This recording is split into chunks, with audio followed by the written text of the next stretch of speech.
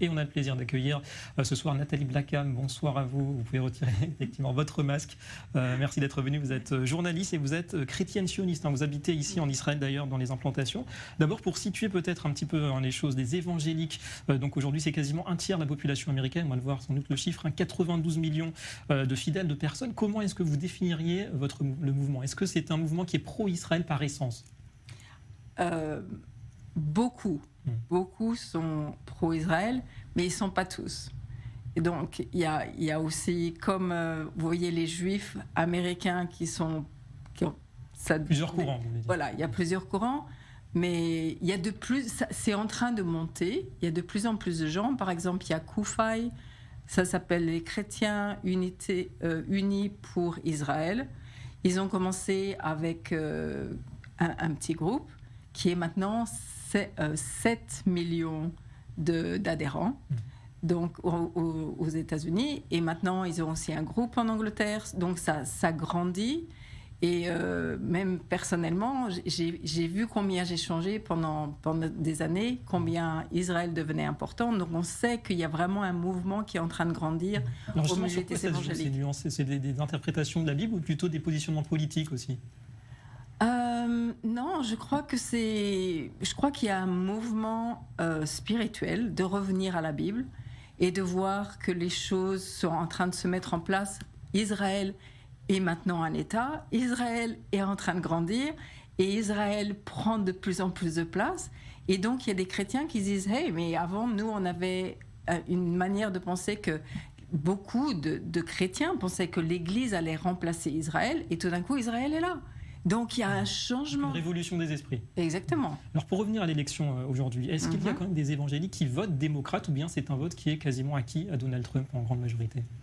Non, pareil, il y a des deux côtés, mais il y a beaucoup de chrétiens qui sont, comme Trump, est pro-life, pro-family, et donc pour les évangéliques aussi, il est pro-Israël, donc ils sont très contents Donc on s'y retrouve en termes de valeurs, vous voulez dire? Oui, beaucoup. Pas toujours la personne, mais les gens sont en train de découvrir que les principes qu'il a mis en place, et en plus ces 4 années, comment il a tenu tellement fort par rapport à Israël, le Golan High, l'ambassade, etc., etc. Et donc, et aussi Samarie et la Judée, qui n'est plus illégale. Donc, il y a beaucoup de choses que les chrétiens disent « Ok, regardez, il fait ça, allez, on continue. » Et on va voter encore pour lui. Et justement, vous pensez que les évangéliques seront mobilisés massivement aussi pour cette élection en faveur de Donald Trump? Oui, j'ai beaucoup d'amis qui sont américains, beaucoup d'amis qui sont évangéliques, et je vois qu'ils sont tous « Oui, votez pour lui, votez pour lui. » Il y a eu un grand rallye au moment de Sukkot, aussi à Washington, et ils priaient par rapport à ça. Ils priaient par rapport aussi en disant on est vraiment triste qu'il y ait tant d'avortements, et donc il est aussi très pro-life. Et donc, vous voyez, il y a toute une chose par rapport à ça.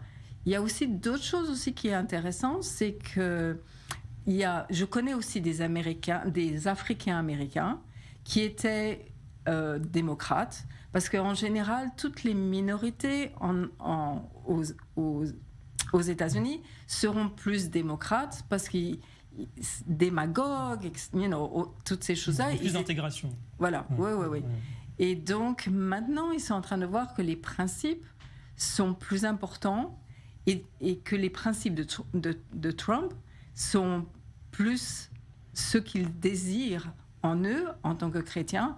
Et donc, ils sont en train... Il y a des changements extraordinaires chez les Africains-Américains et aussi chez les Hispaniques, ce qu'on n'avait pas vu avant. Donc, évolution dans l'électorat noir américain, vous dites. Oui. Justement, pour les évangéliques, à quoi ça ressemblerait une politique idéale? Une politique qui est basée avant tout sur les valeurs de la Bible, c'est ça? Oui. Avant tout. Oui. Plus que des considérations diplomatiques et économiques. Un petit peu. Et c'est aussi...